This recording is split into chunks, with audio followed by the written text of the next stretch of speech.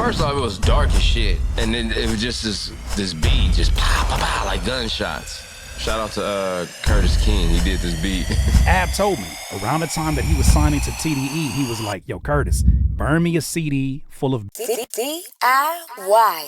DIYers. Over the last week, ScHoolboy Q has been on his promo run promoting his new project, Blue Lips. One of those interviews he did that actually dropped on Sunday of last week was with very popular podcast, Drink Champs.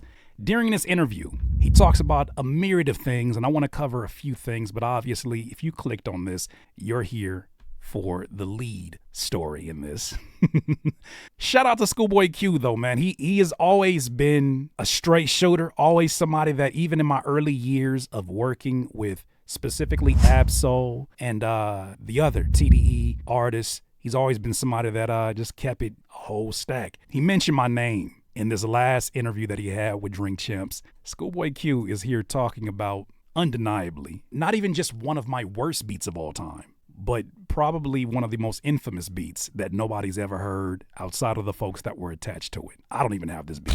When you showed up to the studio to TD, what did you see in them that made you say, I wanna stay with this team? For context, they're asking him about the beginnings of him being at TDE and how that kind of went down and how he got signed and whatnot. It was dark. First off, it was dark as shit.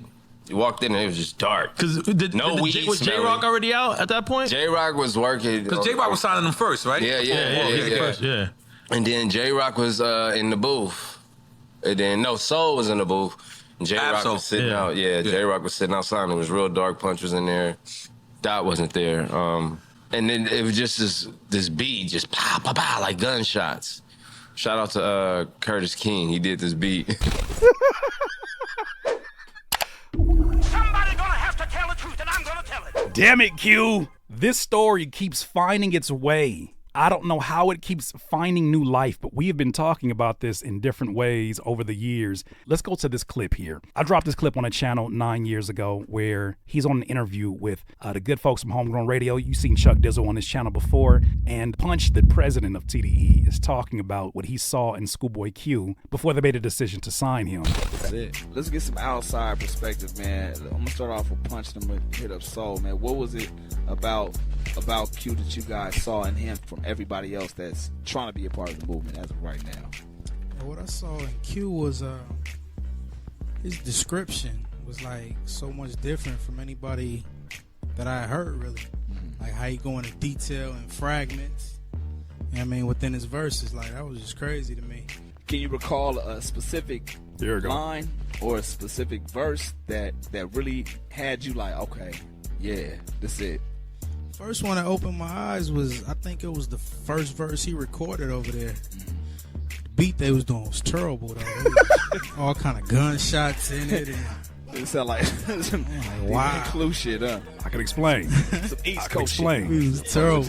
Curtis King, you shot us with the weakest beat, dog. And you put me on. I bless you, dog. You put me Curtis, on. Curtis, I'm talking shit. Not shooting on Curtis King. Not at all. He dope as fuck. We all have our bad shit. I had bad shit. Curtis, you have some bad shit. I know. But you put me on, dog, and I appreciate you, dog. But he got some. He talented. No. Saying shout out to him, Noah James.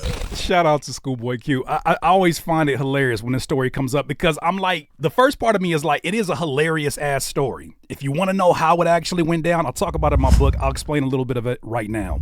At the time, this is definitely before 2010, a few years before, when I first got introduced to Ab-Soul, because I lived in a part of a city called Carson, California, that was specifically known as Del Amo. And there's some artists that I was working with. Shout out to my guy, Grim. He introduced me to a young Ab-Soul right before he signed to TDE. I had built up such a rapport with Ab-Soul. Ab-Soul was coming to my grandmother's patio where I was making beats. I first started making beats on FL Studio. And I kid you not, of a part of the batch of beats that I first created, it's like 20 beats of those beats that I created. Ab told me around the time that he was signing to TDE, he was like, yo, Curtis, burn me a CD full of beats.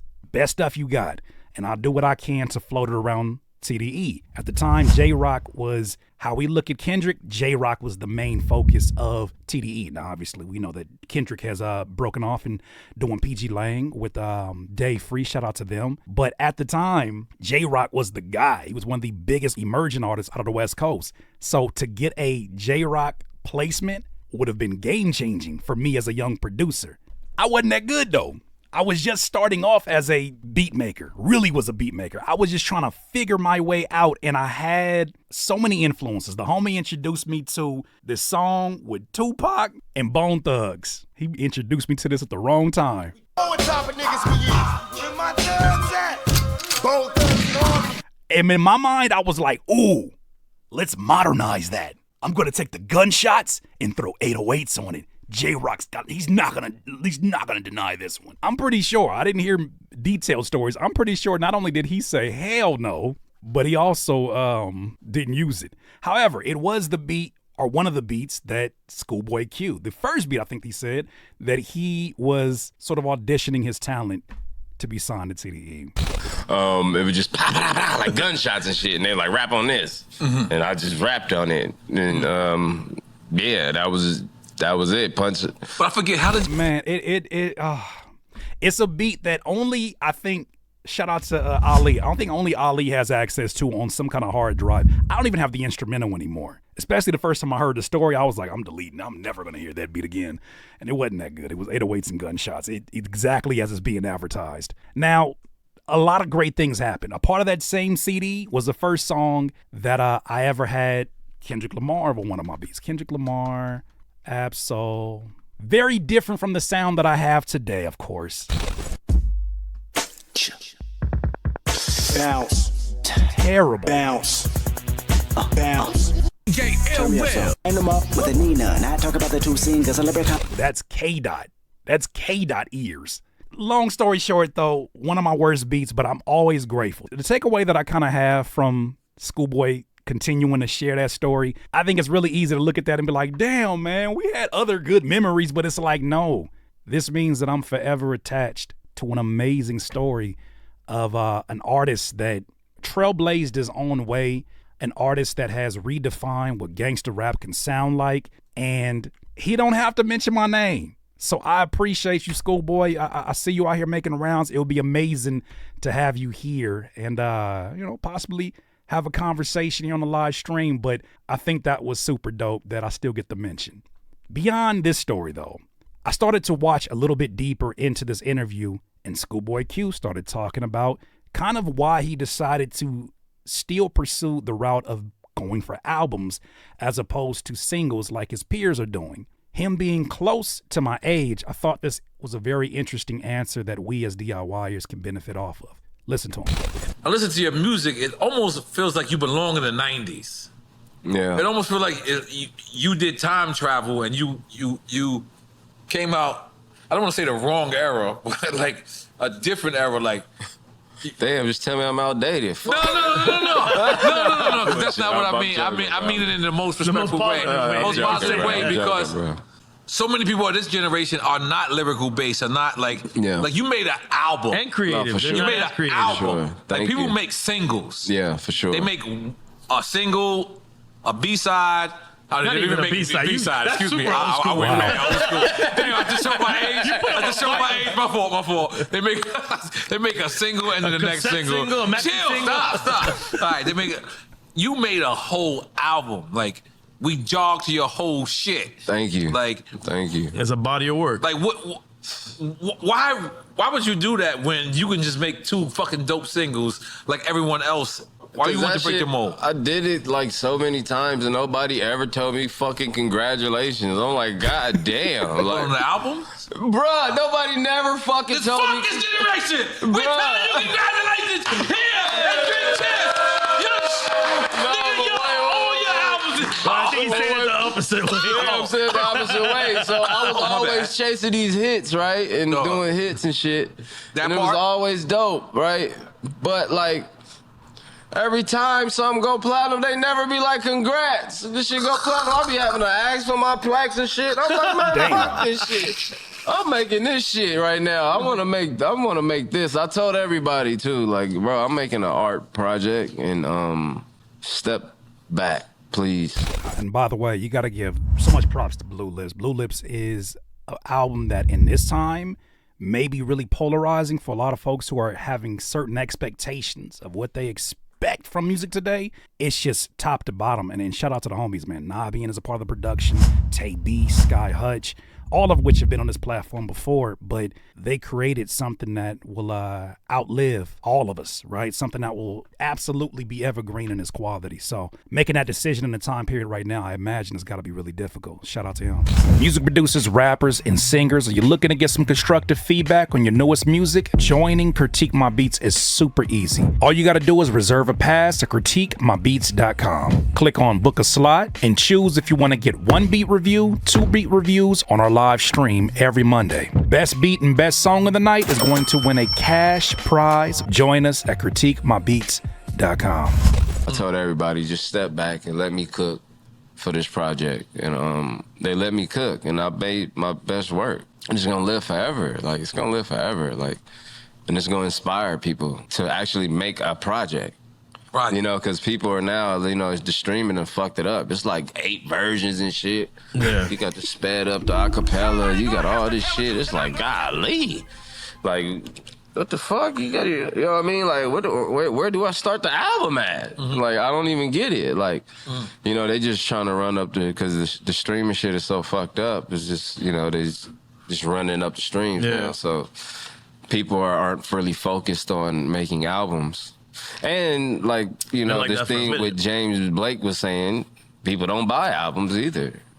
You know what I'm saying? So when you don't buy albums, people are just going to play the game because artists are like, fuck, well, y'all ain't buying it. I'm just going to play the game then. Rightfully so. I ain't mad at them. You know what I mean? I don't want any of you, especially my younger viewers that are artists that just want to find your way and find success in this. I never want any of you to think that I am one of those older heads. I'm 39. That I'm one of those older heads that are telling you, put away your streaming, pull your pants up, sell CDs. That's the solution. I'm never going to be one of those that does that with you. What I am here to do is hopefully inform you ahead of time as trends are shifting, and a lot of things are shifting. It feels like what's happening in streaming is what was happening in radio years ago when music was behind a gate, when people were able to dictate what is actually of importance, what should be spun, and it becomes this very, very narrow box. What I am hopefully doing with creating this content is showing you alternative ways through direct to consumer, whatever you may latch on to, that will get you to some chili. Just get your money. And not just money that you can get short term by running up streams, but money that you have more of a control over via your website and whatever mediums that you choose to go to. However, not to leave out those who are closer to my age, I have one more clip that I want to share from this ScHoolboy Q run. Amazing ScHoolboy Q run, by the way, because he's being really transparent. And I got to say, the ScHoolboy Q that I knew years and years ago, man, the growth, the maturation is just something that is beautiful to witness, especially on the outside looking in. He has a lot of transparency in this clip where he's talking about age. I am my age, and I'm not scared to be it. I feel like a lot of artists are scared to be their age. I'm not scared to be my age. Like, still be cool, funny, and have fun, and still act my age, though.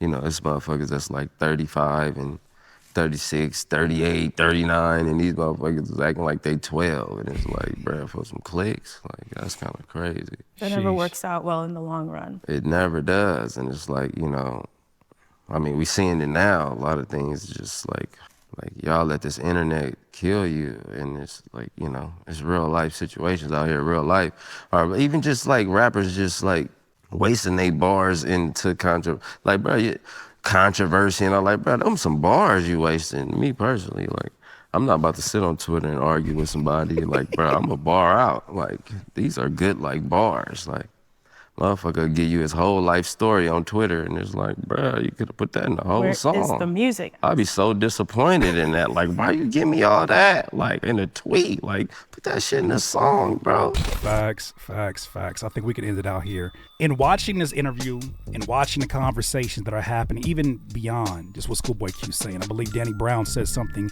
as well on a few platforms. I'm realizing that it's more than just a difference between age when it comes to the way that people are viewing how they should conduct their music career.